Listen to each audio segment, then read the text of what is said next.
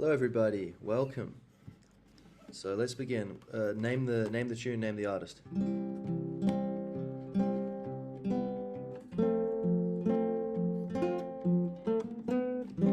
Imagine there's no heaven, no something. What's the song? It's Imagine. It's about the beautiful world we can have if we put our hearts to it.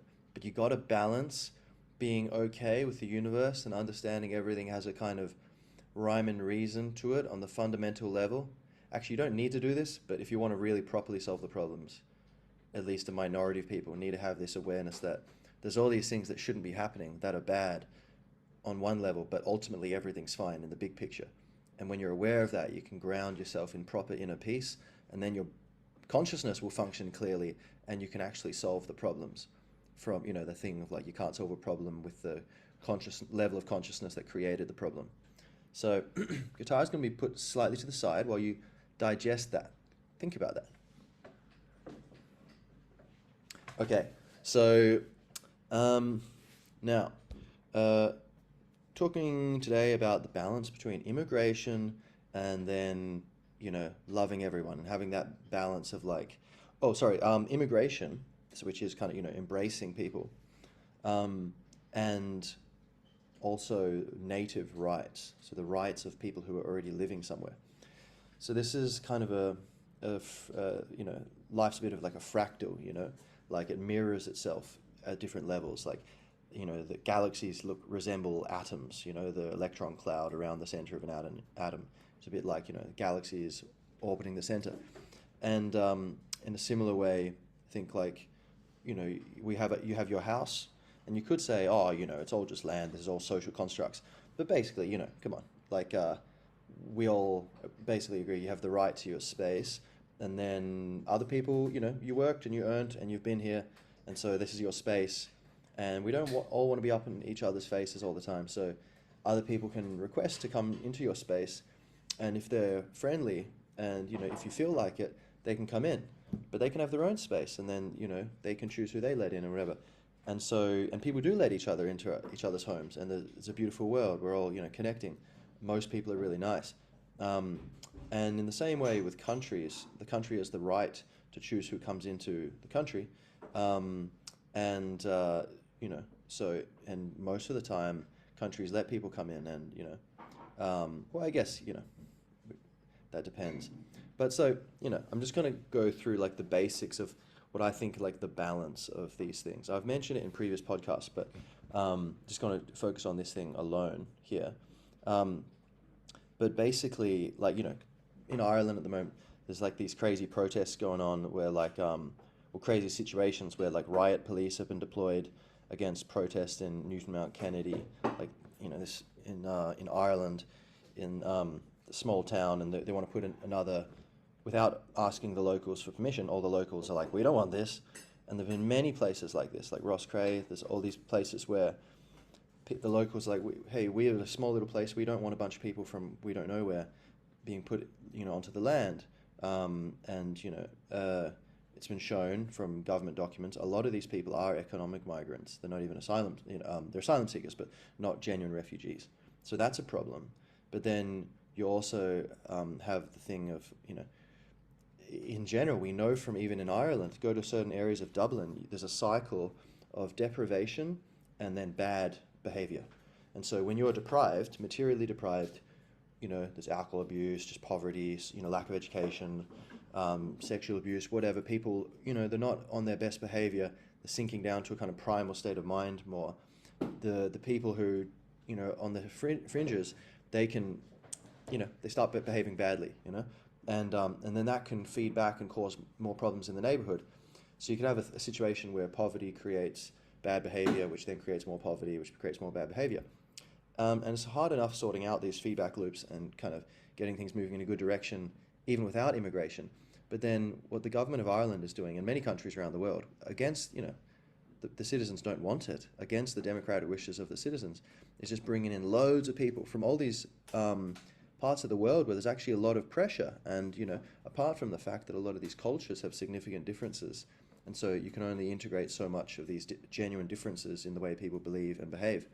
Apart from that, like which you will have through legal immigration, even legal immigration, I think you shouldn't have it too fast because, the native people have a right to enjoy their culture the way it is, and if they want, like, a million people coming in, it'll totally change it. And that's not fair to the local people if your government's just getting up on their high horse being like, yeah, we're going to do this. But apart from that, with the current situation, bringing in people from, across the Middle East and Africa mostly, but all over the place, the kind of mass wave of asylum seekers, many of them economic migrants, and we know the rejection rates in like other countries are much higher. Same groups, like, when they go to Germany, France, higher rejection rates. Ireland, there's this kind of woke culture which is dominant in the government and the supposed opposition parties. And so they're the same groups. They're like, oh, they're magically, all much more legitimate when they go to Ireland. Don't know. Anyway, the problem here is you're bringing in people from very deprived areas. Naturally, bless their souls, we're all eternal souls from my point of view. We're all equal, we're all love. But their programming is a different kind of programming. And there's going to be a lot, we are importing a bunch of problems because people who come from places with problems, you can't take them out of the place and then suddenly they're not going to create problems. The problem is part of them, like in many cases. That kind of, there's a certain lower consciousness, more selfish frame of mind, which evolves to adapt in very difficult situations. More primal situations, a more primal mindset. And then you suddenly import that into a less primal situation where we're blessed with great, opportunity in the West, and say Ireland was more primal many times during our difficult history, but at the moment not so much, But these people, they're not going to immediately, some of them will stop. Oh, great! Now I can just chill. There's a lot of people who they're going to keep, behaving the way they were raised and taught to behave by their situation, and that's not their fault necessarily. That's just the way it is, Most people don't have the strength of will to overcome our programming. And so immigration, you need to be mindful. We're already trying to, improve our cultural habits and overcome addiction and violence, domestic violence, just kind of bad culture, without bringing people in from very difficult situations So, there's room for it, but that's something to keep in mind. There's a balance to be struck. And the people in government, they would just call you racist even for mentioning that. And it's like, well, there is a balance, You can't bring people in, like fresh out of some, terrible situation and expect them to not be continuing to operate according to their coping mechanisms, which often you need to put yourself first to survive. And then you have what offsets that often is a sense of identity.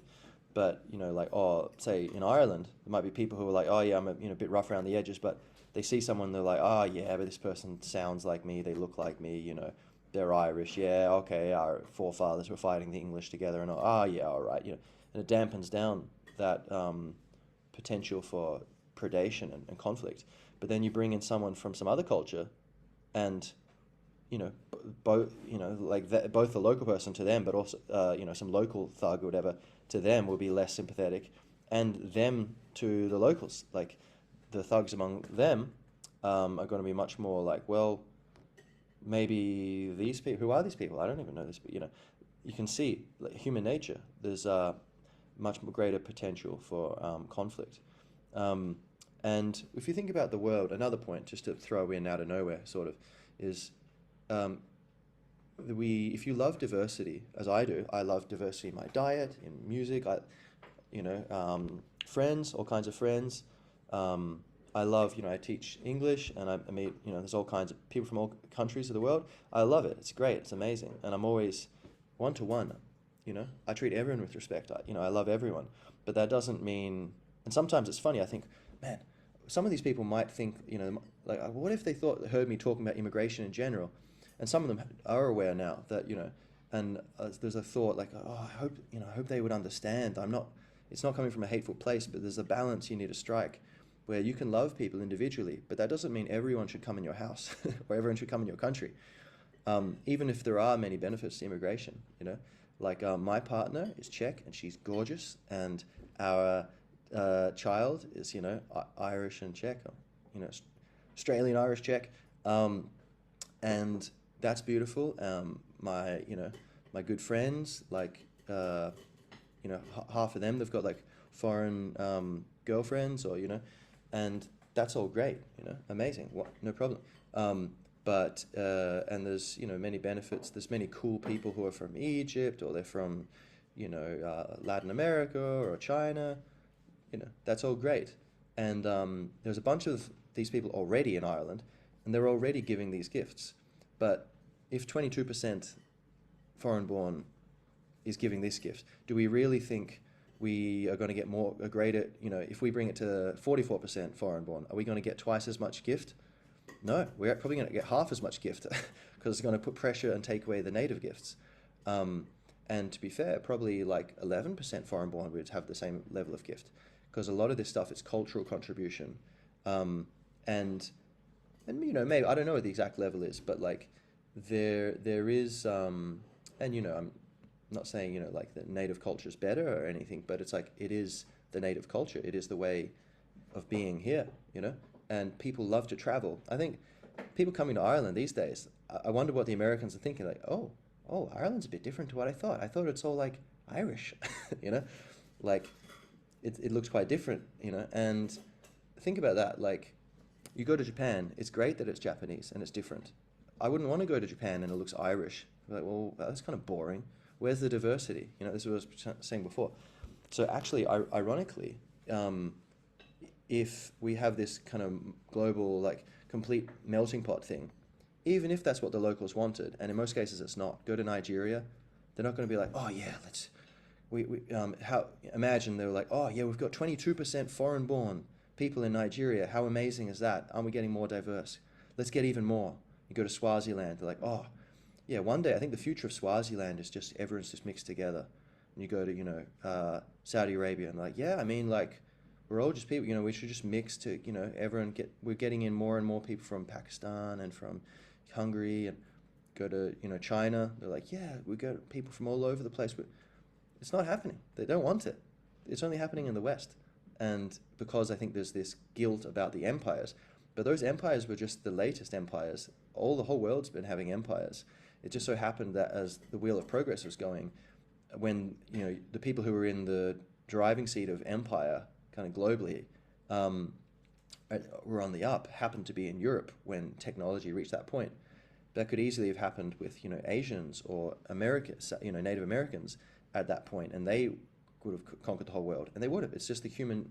I don't think there's something special about Europeans there, but, you know, I think there's this kind of guilt that Europe, you know, which allows Europe to feel like, oh yeah, maybe, and maybe there's other things going on. You know, I guess I won't get too deep into that, but the point is, like, all around the world, countries, you know, say there's someone here who's like, Jamie, what are you saying? I mean, like, come on, we need to embrace everyone. It's like, yeah, on some level for sure, I agree, but there's a balance to that. In all things, there should be balance.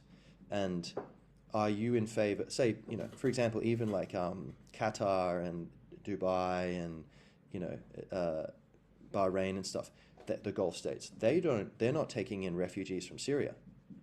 And they're like very similar culturally, you know, it's the Arab world, and they're not taking them in. So why should we? You know, like all these, and again, you know, I think it's good that we're taking in some of them.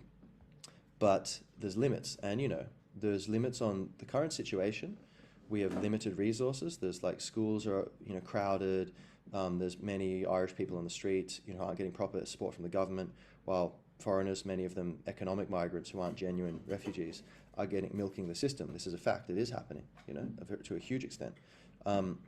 You have, you know, lack of housing, dire housing crisis. Many problems where hospitals, you know, being overcrowded, people, you know, having, you know, these delays where these kids are getting disfigured for life because they're not getting surgery in time, and meanwhile the government's just throwing money at other stuff where it could be putting it there. So there's genuine bad things that happen if the local resources are too stretched. And imagine your house. If you let too many people in your house, it's not going to go well. And so now that's not the only reason for this, like that there's too much immigration, but it is to say, well, while we're in this situation, let's put the brakes on that a little bit instead of ramping them up like the government's trying to. And so local resources being stretched, apart from the whole cultural thing of like the people you're bringing in, and what does that do to your spiritual growth as a nation when you could be bringing in a lot of people who are kind of got a lot of trauma that you're going to have to, you're putting on the burden there. And on top of that, we have like basically a peaceful revolution to win, whereby the government have quite seemed to have, to a significant extent, whether intentionally or just kind of accidentally, unconsciously, they're to something, they're sleepwalking into this in some way or other. The government seems to have sold out the values of free speech, fair borders, and full sovereignty, and these basic foundations of Western liberal democracy, and just a healthy society as our culture defines it. So we need to not burn down the system and put heads on pikes or something, but just kind of marshal a public response that says, hey, this is government by the people, of the people, for the people. And yeah, elites are great. It's great that some people are obsessed with organizing things and doing things and making it happen, and that's great. We need that, and that but let it be more of a meritocracy anyway. But at the very least, let that these elite institutions and whatever not be kind of squeezing the people dry and kind of genociding the culture. Let the culture bloom and be as it is, and have a balance there. So we have this kind of peaceful revolution to win, whereby we kind of wake up the people politically and spiritually enough that the government has to adapt and go, okay, look, find a compromise, and then we're like, okay, great, just take the pressure off a bit. You don't have to totally rewrite the rules. So we're doing that, and then we're bringing more people in. And that just makes it harder, because a lot of these people come from places where the culture is, hey, keep your head down or you get shot in the head. Just don't, government's not working for us. Don't worry about it. Just you focus on you. But it's like, that's not our culture. Our culture is, hey, the government is the servant of the people. And that's the culture we want to keep, right? And so what else here? So we have the whole, like the diversity thing. Going to Japan, it's beautiful that it's Japanese. And, Ireland being Irish, it's beautiful. England being English, beautiful. Mexico being Mexican, that's great. And there are a bunch of cultures where they are melting pots, like Mexico or Australia or, South Africa, I guess. Although within there are cultures where they're very, keen to preserve their own thing, and they're not about like mixing and mingling and, but so you can have parts of the world where everything's mingling together, and that's amazing. Like, the USA, for example. But it's also beautiful to have that diversity, and so you have parts of the world where it's just the way it is. It's Japan's Japanese. Yeah, they have almost no immigration, and they like it, and it's cool. I haven't been there, but seeing pictures and just interacting with Japanese people, it's a very kind of traditional, solid, grounded kind of culture in that way, and I think that's really cool.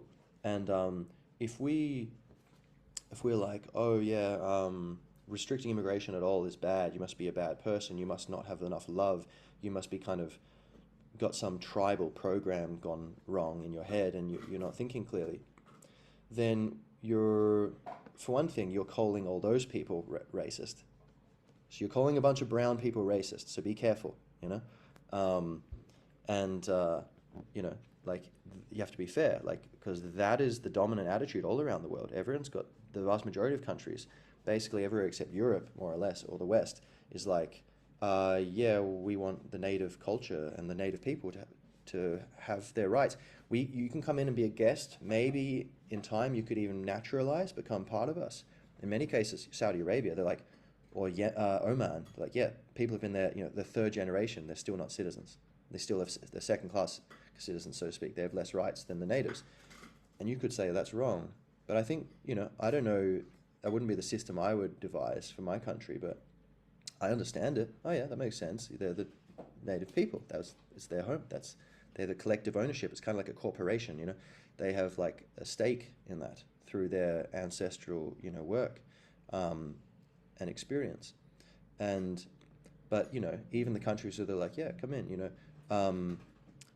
the vast majority of the world is not like that. It's the they're keen to preserve these things. So I think we need some self-awareness in Europe and in the West to be like, hey, the rest of the world isn't doing this, so why are we doing this when it's destabilizing us to a great extent? Crime rates are soaring, like it's pretty crazy. I didn't realize until quite recently there's a big correlation between mass immigration into Europe and crime, and rapes of women, murders, assaults. And that's not to say, oh yeah, people outside of Europe, they're just barbarians. But it is to say that a lot of people who will get up and move from their society may be people who have been in extreme pressure. And when you put them in an environment where everyone looks different to them and they can't understand people, and it's, survival is not necessarily assured, and education levels may not be very high, they might feel justified in kind of doing things they can get away with, especially when they know the local culture in the elite circles is like, oh, you can't do any wrong, and this is what we're seeing through Europe. It's really tragic, and it's actually not good for inclusion and bringing it. People who are already here. Say there's some Syrian who's already in Ireland, who have been living here for ages.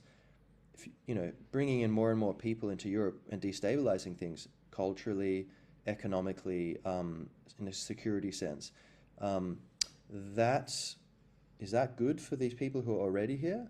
No, destabilizing things. Now you're going to turn the pressure on them, and that's not fair to them, is it? They've gone through enough, haven't they? And so I think if you think about it, like in life, very frequently, things are in conflict. There's like, it's not black and white. There's like a trade-off, right? So like trade-off between free market capitalism and, a kind of social safety net. The government comes in and says, no, you can't trade humans. Slaves are off the market. Or they go, oh, maybe you can't advertise pharmaceutical drugs on TV because it's just, people aren't spiritually advanced enough yet. That would go haywire, like in the USA. And, there's a balance there. What's the right balance? And in this case, I think I hope people are listening who, disagree with me. And then perhaps you can kind of see some truth to what I'm saying and think about it. But you got to balance these things. And it's not just like, okay, well, I like people and, face to face, if I'm next to, talking to some person from Belarus and they're in Ireland, and I don't want to sound like I'm racist and so say, I think there should be kind of fair borders and not too much immigration, definitely not illegal immigration, and even, legal immigration should be regulated and kind of controlled. And we have a lot to absorb already from recent history, so we should probably put it quite low, or pause it even. But that's a conversation, we have to start having the conversation first. But I would say that's on the table, but at least kind of like not raising it and kind of bring it down to something sustainable. So, I think a lot of people would be like, oh no, I couldn't say that to them. They were, you'd feel like you're a bad person. But the truth is, there's a difference between being a bad person and feeling like a bad person. And often someone is going to be unhappy with you, whatever you do. You can't make everyone happy. And the truth is, I think, if we're open to what's actually going on, the truth is very ironic and kind of complex. And it's that the balance of what is just for the whole planet and it's going to move us in a good, beautiful direction towards the flourishing of world peace and harmony between groups and cultures. It's not like, open the borders to just Europe and let everyone flood in. By the way, the part of the world which has the strictest controls on government and where authoritarianism is most held back, flood it, see what happens. And then the rest of the world just like, it remains what they're doing with deeply entrenched corruption and kind of out of control governments in many cases, even if the people are beautiful. That's not really the solution. And trying to force this, mixing. So that's not the solution. The solution is, I think, restore balance, get Europe back under control. Be like, okay, look, we don't want to be like running around the world, running empires, or being like Hitler, marching off and genociding people, or like, being like Christian missionaries trying to destroy local cultures. And, okay, let's not do that. But let's not go too far the other way and just totally give up and let our culture disappear and our ways, especially given that objectively by many metrics, this culture is the carrier, not of something that's European, but of something that's universal, which is the right to freedom and liberty, liberty of religion, like freedom of consciousness. These things are very strong in Europe traditionally, and so we have a right, an obligation to defend that. And it's not just about European culture, that's about humanity, so that it can start to bloom in other cultures, as it has throughout time, but it comes and goes, you know. The lotus opens, the lotus closes. And so the solution, I think, is we reestablish more firm controls in Europe, just like kicking some people out of your house. Hey, house party. And they're like, I'm not leaving. You're like, okay. You go around, you gather, you know, a few of your buddies, and you go back. Hey, it's time to leave, pal. Come on. Thanks for coming. All right, guys, out we go. Party's over. And tense standoff, and then they're like, okay, well, there's a bunch of these dudes, and they've been very polite to us, and they're smiling, and they're just saying, hey, guys, you got to go. Okay, fine, whatever. And they talk some smack, and, you know, there's the banging of doors, and, you know, the whatever, you know, whatever, man, you know, like some French guy, like, let's go, let's, the door, pousse la porte, you know, and they're pushing the door there, and they're out, you know, and you're like, okay, great, they're out, you know, and then great, you know, so in some, and then you can have the party start up again if you want. So there's a bit of a confrontation, and it's not like with the people who are here, but it's a confrontation between the people and the government. But maybe confrontation's not the right word, because I think it should be peaceful, but it needs to be firm, and you need to say, look, like, we have a situation that's out of balance. For some, whatever is going on, the government are not listening to the people. When the people are in the right, they're like, hey, like, this is not a sustainable thing, what's going on. And the future, what's good for everyone, I think, is bring Europe back into alignment with native rights, that the people, just like indigenous people all around the world, have rights. We all agree, you know. Indigenous peoples of Europe have, you know, however long they've been there, 1,000 years, whatever, you know, they have the right to be there, and respect that, and not try to mush it into a big soup and go, look, the Czechs can be Czech, Hungarians can be Hungarian, Irish can be Irish, Norwegians can be Norwegian, you know, it's all good. Let everyone, Ukrainians be Ukrainian, right? And then when that's more in balance, and we can restore things and get, you know, the creeping authoritarianism in our countries under control, the Great Reset thing, you know, but, okay, look, you know, reset yourselves, okay? Go take 5, you know? Let's, like, we can build a beautiful world, but no, we're not giving up individual freedom and living in, you know, like a China sort of thing. That's not happening in Europe. That's not, you know, that's not right. So bringing Europe back into balance, and then we can give our gifts to actively going around the rest of the world and trying, not through force, but through persuasion and through help, trying to genuinely, you know, inspire and support freedom and justice all around the world. But we have to, charity starts at home. We have to have a strong base in order to do that. And so part of that is bringing in proper immigration controls, because from a, again, just to recap there, from a resource standpoint, economically, we cannot support all these, you know, newcomers who are coming in, and it's, you know, it's very, very expensive. Numbers in Ireland are incredible. The amount of money being spent on this, bringing in people, the majority of whom, it seems, are in fact, or at least a large amount, but I believe it's actually a majority. I can't remember the numbers, to be fair, are economic migrants. They just want a better life, and that's totally understandable. Of course they do.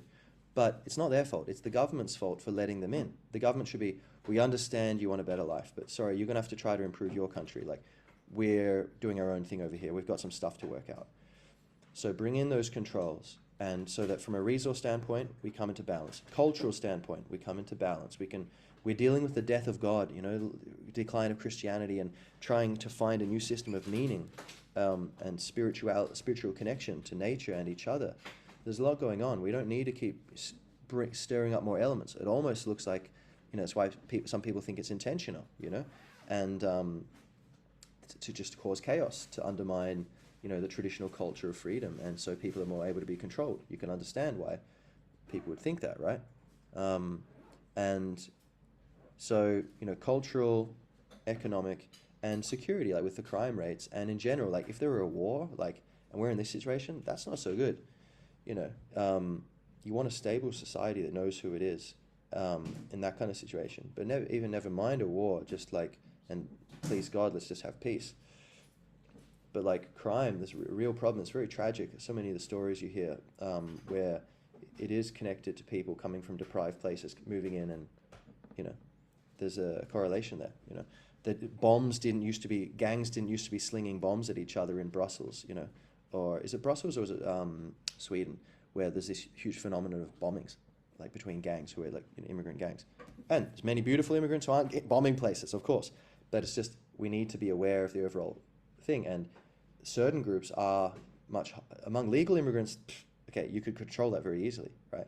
So let's do it the right way. Controlled legal immigration, get the benefits of, you know, these different ways of seeing things, and, you know, all the gifts everyone has to share, but in a balanced way where we're taking care of ourselves. And one other point I wanted to make before I finish, what was that point there? That was,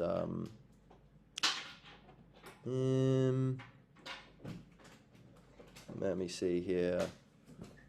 Well, slips the mind, so I guess that's probably enough there. No, it's just there, just on the tip of my third eye.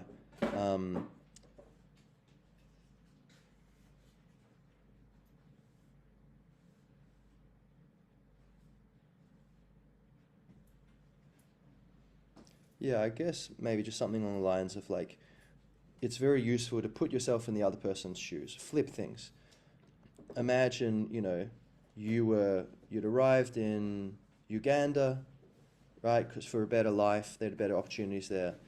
And then there's someone saying like, hey, you know, I'm kind of part of this movement where we're trying to, you know, awaken spirituality and political awareness here in Uganda. And I know you're an immigrant there, Jamie, but and, you know, oh cool, you're great, you know, I know you're contributing to society and stuff, but the native people here, we're actually, you know, our government is kind of selling us out, and because it's, you know, fashionable basically in their circles, and maybe because they want to destabilize things so they can get more power from us, they're bringing in people from Ireland, from, you know, Germany, from, you know, China, people from all over the place are coming into Uganda here, and a lot of native people are actually suffering from this.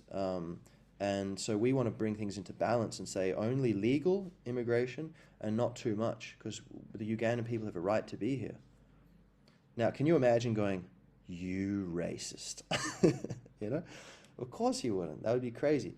So I think flipping things and just thinking about it logically, it's a difficult, challenging conversation, but then that's what we're here for, right? The universe, here to expand our minds and open our hearts. And so I think this is something where the answer is not just to go, oh, okay, everyone's racist if you don't do the you know, politically correct, fashionable thing.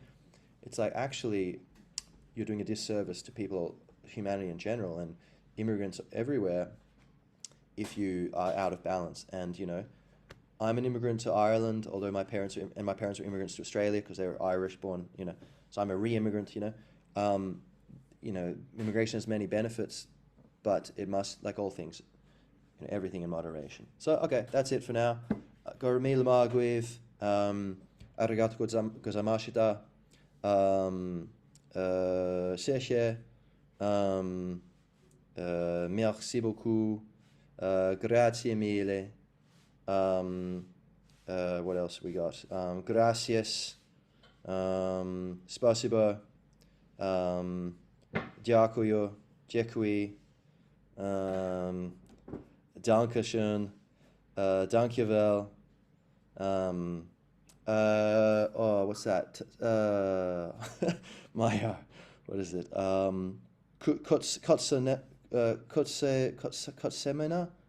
Kotsemena or something. And you can tune off whenever you want. I'm just going through all the ways to say thank you. Yeah, may all beings be well and happy, and may we do the right thing even when it's slightly uncomfortable, and may we guide the earth in a beautiful trajectory towards the world peace and the inner peace that is waiting for us right here amid all the chaos when we're ready to connect. Thank you.